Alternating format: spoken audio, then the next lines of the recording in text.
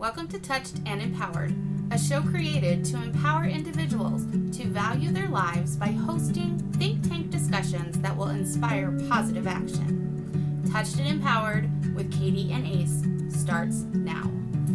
Welcome to this episode of Touched and Empowered. I am Katie here with Ace, and we have a request. Are you ready for this? Yeah. What do you do to prepare before recording an episode, before speaking on stage, before speaking in front of a group of people? All right, there was like 5 different questions, but they were all on the same theme. Yeah, when you're about to do some type of speaking engagement, how do you prepare? How do you prepare? I think the first thing I do is I do chant an hour beforehand. Okay, so you do something to help center yourself. Yes. Which makes perfect sense. Yeah.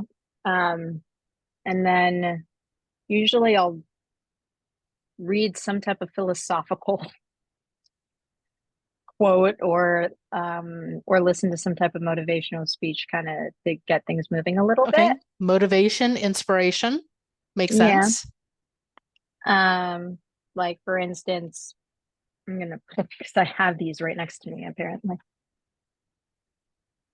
I actually do have these right next to me. Yes, it's a newspaper.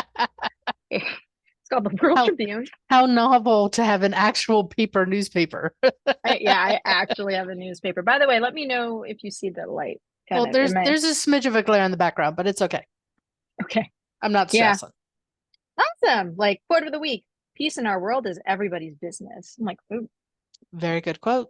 Very important. Betty Williams, peace activist and co-recipient of the Nobel Peace Prize. Yes, I actually read a paper. And do the crossword puzzle at the back. You have to have a little bit of fun with it too. Agreed. So do something to center yourself, do something to motivate and inspire yourself. What else do you do? And then I'll go through some ideas that I don't do anything actually. But I do know a few people who have like actual rituals that they do.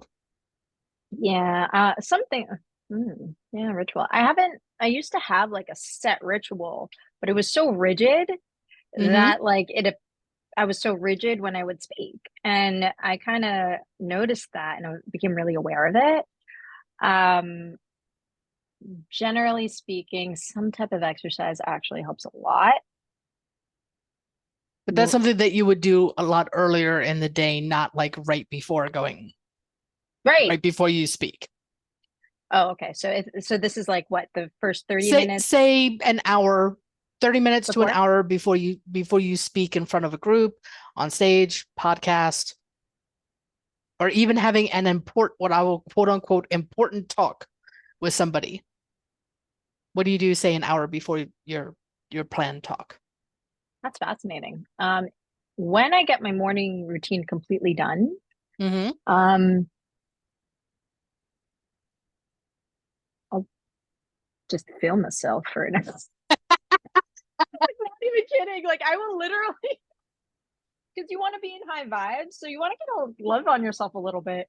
Like I love doing my own hair sometimes, so I'll just sit, listen to music, and do my own hair. Like be in those vibes. Right.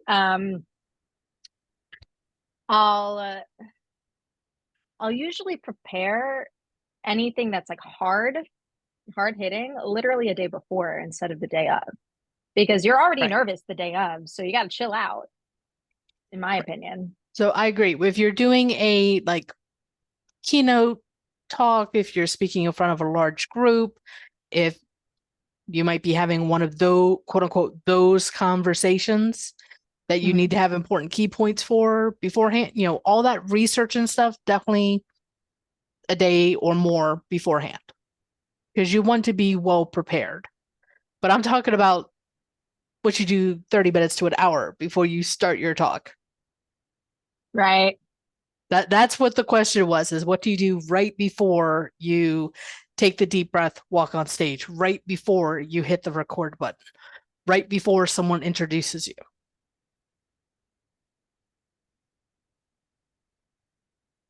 Sometimes, very, very sometimes, especially if it's a big speech. Mm-hmm. Like for instance, when I did that speech with Les Brown Right. and on this platform, I had somebody go through the speech with me. 30 minutes before getting on, 30 minutes before I went live. Okay. So just to kind of walk through it one more time to refresh it in your brain before you started talking, Mm-hmm. which makes sense. You know, Coaches because are helpful. coaches are very helpful when it comes to speaking in front of a group or doing an important presentation. Heaven knows, I know several TEDx coaches, for example, who help people get their talk in order. So then that way it falls under the rules and regulations of TED or TEDx talks. Mm. So I know that there's a lot of public speaking training out there. Mhm. I have zero training when it comes to public speaking because that wasn't my goal. My goal was not to get on stage and speak in front of thousands of people and inspire thousands of people. My goal is how to be confident having that one-on-one. Sorry, I forgot to mute my phone. How to be confident having that one-on-one conversation with someone or an intimate conversation with maybe a group of 5, no more than 10 people on an important topic. You know, something Mhm. that in my case, because of the work that I do, you know, might be a topic that is uncomfortable for people. Mm. So using that as what I do, using the example for that, the main thing that I do is center myself, make sure that I have plenty of water,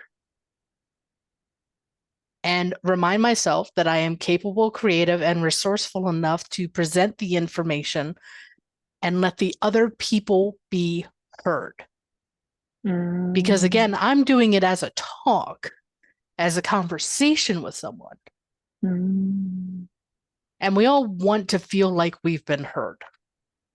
Mm. And it's not a law or anything, but all humans, probably pets too, want to feel like they've been heard or acknowledged when they say something or do something. My dog, yeah. Yeah. But my sister's got a dog. Well, both of my sisters have dogs. So they want to be acknowledged when they do a good job. Yeah. We as humans want to be acknowledged when we do a good job. And one of the ways that we're acknowledged is when someone hears us Mhm. when we talk. Yeah. So again, that's smaller, more intimate versus on a stage full of in front of thousands. Yeah. Yeah. There's Completely different process to prepare for. agreed. I remember this one time was interviewing for this job that only accepts 1.3% of who they accept. And it was an 8-hour process. Oof. Yes, it was intense. They like grill you on your resume. For anybody out there, if you want to know what this job was, feel free to just contact us and I'll let you know. But I remember sitting there 30 minutes prior to freaking out because I had to, come into New York City. So I was driving and listening to the same song, Yeah. just keeping my Oh, we all anxiety. have our power songs that we listen to before something big. Well, it's funny because this wasn't a power song. It was actually Rude by by Magic. I actually it was just like a really calming song for some Hey, reason. I really liked it. you know, there's music for every occasion and everyone's taste is different. And there are some songs that just hit that spot Yeah, right for when whatever we reason, need that it one did. for whatever the reason is, and it doesn't have to make sense to anybody else. Exactly. That song for college applications, it was TikTok by Kesha. But I on repeat. I don't know why. But I did listen to it a lot on repeat. And then because I was interviewing with 7 other people, Okay. you all could make it or none of you could make it. That's like that was the way you're being interviewed. Wow. And yeah, it was intense. So understanding the rules of engagement there is like, if we all can make it, we all can make it. If none of us can make it, well, there's a really easy way to do that. Right. And I like what you said about the rules of engagement, because that really is important when you're getting ready to speak. Yep. Whether you're doing a talk, podcast, one-on-one conversation, whatever, there are rules of the quote unquote ballpark, stage, podcast, whatever, that you have to keep in mind, because you might only have 15 minutes and then all of a sudden you're cut off. You could be mid-sentence and they will cut you off. Yeah, and there were 8 of us in this one room.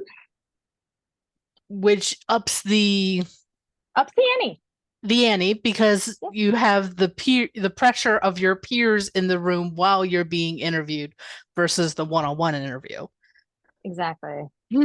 I couldn't Right. imagine. I'm getting like heart flutters thinking about this. I've never been interviewed in a quote unquote group situation, and I'm like, yeah, no, I don't think I want to try that. No, thank you. It was so let's talk about this process, because I learned most of my tricks there. 3 deep breaths will always, no matter, without fail, if you're feeling fluttery, nervous, whatever, taking 3 big deep breaths before anything will help center you no matter what. I've learned that. Yes. Automatically. Because it's the way the body resets and brings you out of fight or flight mode. Exactly. And this was actually before I started chanting and practicing, right? Mm-hmm. Nam-myoho Renge-kyo wasn't there yet. But during this time, I remember taking 3 deep breaths. And because of the fact that I knew that we all could make it, or we all might not, or whatnot, that meant, okay, we're all going through this together. We might as well enjoy the craziness together. So I was saying thank you. I was very appreciative and grateful for the opportunity and everyone around me.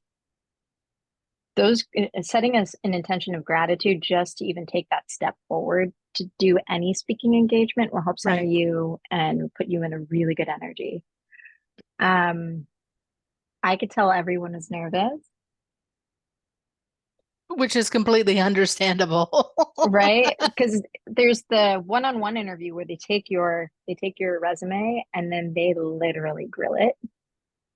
And then after that is the group interview where all of you are interviewing with the same question. You're going around. And everyone, if someone takes your answer, you need to come up with something else on the fly. You can't always go on your default. Exactly. Thankfully, no one had my answer, which is really great. And it was interesting because for anybody out there, this is actually a great question. They asked us, what is the biggest risk you've ever taken? Right. Oh, that can be interpreted in so many different ways. Exactly. But that was, to me, it was not becoming a nurse and / or a teacher and actually being the first in my family to go into media and entertainment. I remember saying that and saying how much of a risk that was, because that meant my family would say, oh, the basic, at the time I was really nervous, right? Because they were like, either get a job or we can't support you, right? Right. Get a job or get out. Yep. I was told that when I was younger. Right. Exactly. So that was telling them flat out, me being here is a risk. So, right. That, I mean, once you hear that, you're just like, ooh. And then I remember there was a lot of quiet time because they were doing the individual interviews. Mm-hmm. And just watching people go in and out, nervous or not, or freaking out or calm, you kind of get a little into your head. Right. So especially if you have to sit there while everyone else in the group is giving their answers. Yeah. And remain calm and composed and not fidget. Oh my gosh, I could see this being I think this needs to be turned into a Saturday Night Live skit. and just show everything that could possibly go wrong. They actually could do that if they want to. It's stemmed from the same company. I remember That was I not also- where I was intending to go with that, but okay. yeah, it's a thing. And then what was even more fascinating, at the end, you have to do a creative elevator pitch. So you have 2 minutes to speak and pitch yourself creatively Ooh. in front of everyone, the people that you interviewed again, the HR people that were there. Mm-hmm. They get to decide. Yeah, and I remember practicing that speech for like Your 3 2-minute weeks. elevator. Yeah, pitch. I wrote and practiced that speech 3 weeks prior to. Yeah. And I still have like some of the creative stuff that I used as props. Like you can't use a presentation and you can't rely on a presentation. The moment you do that, you basically lost the interview. But so you have to like they can only enhance your speech. Right. And I remember nailing it because I knew it to the point where I could sense what time I was at by what word I was at. Like, and if I needed to speed up or not. Like I remember practicing it that intensely in front of people and whatnot. And then when I finally got there, I was just in such a high vibe, high excitement, just really happy to even just do it. And I remember seeing the HR, the HR execs kind of just look at me deadpan almost with like a smile and then wrote something to the side. And I went, ah. Yeah. So, on the flip side, you finish your talk, you finish your speech, you finish your conversation or whatever.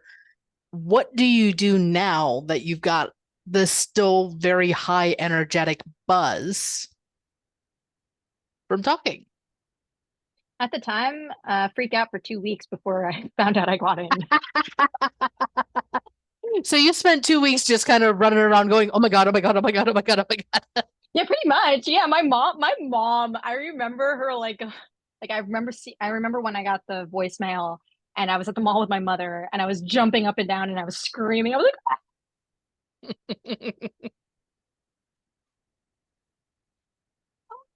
Like I was Well, 21. apparently you were just screaming so loud that the mics like cut you out for cancellation of background noise, just so everyone knows why you can't hear Ace right now while she's sitting here going, ah.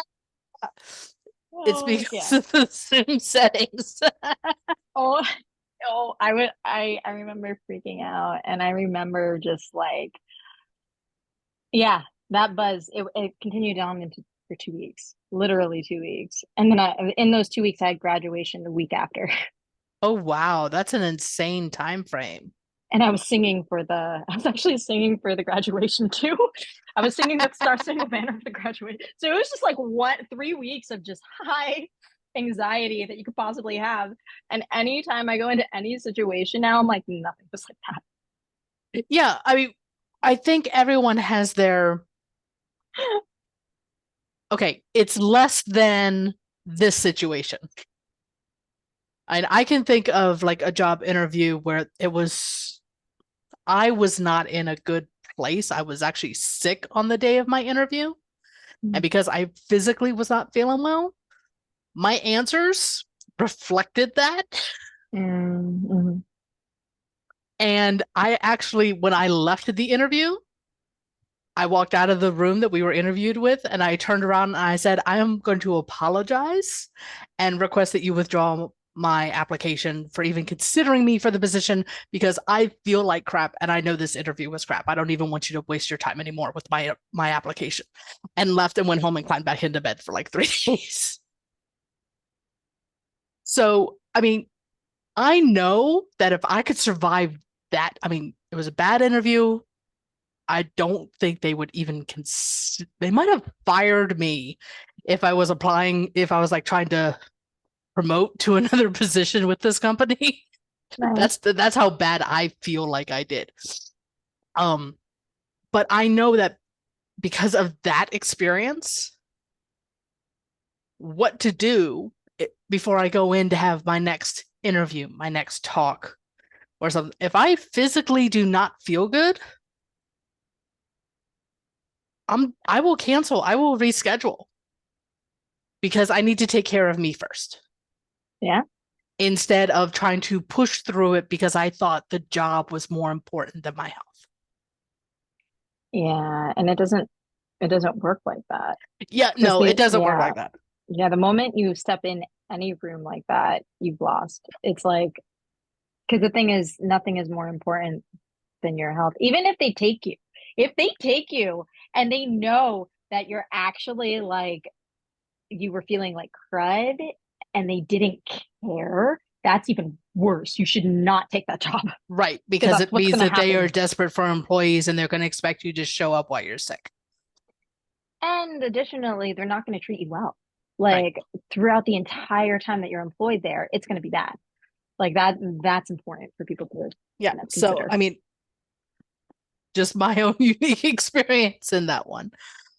Yeah. But it helped give me that benchmark as to, okay, I need to. So I don't use it for interviews anymore because to be honest, I haven't had to interview for a position in like well over 15 years.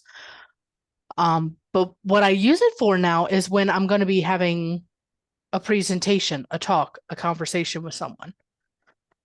Yeah. Especially if Yeah. I'm presenting information or doing a training call. If I'm not feeling well, I would say 9 times out of 10, I will reschedule it. The last time I will not reschedule it is because I have 3 customers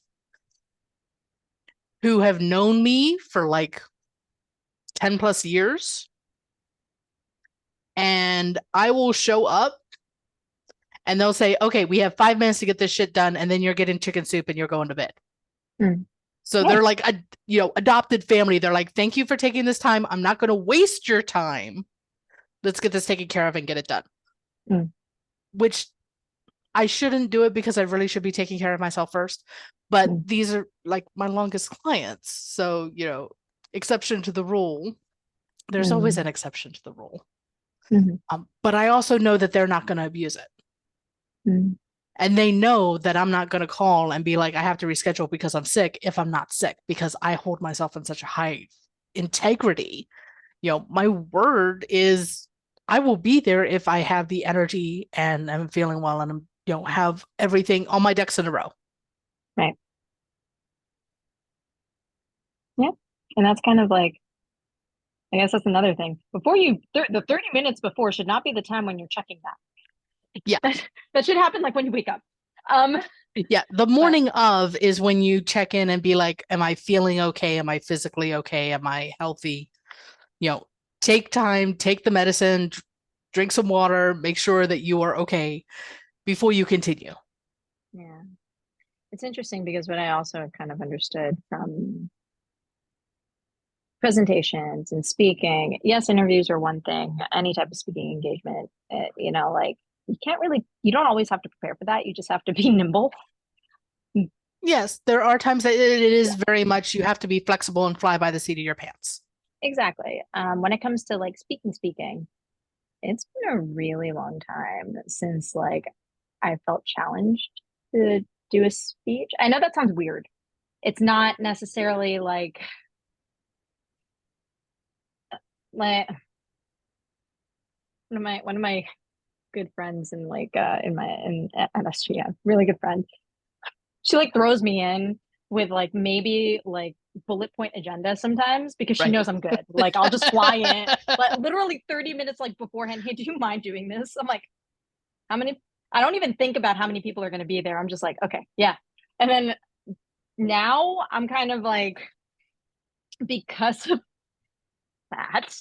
Well, there's also the practice. There's the practice, but also just like, I remember the days when I would get really nervous before a keynote speech. I remember those days like, okay, got to brush up, do the thing. All right, fine.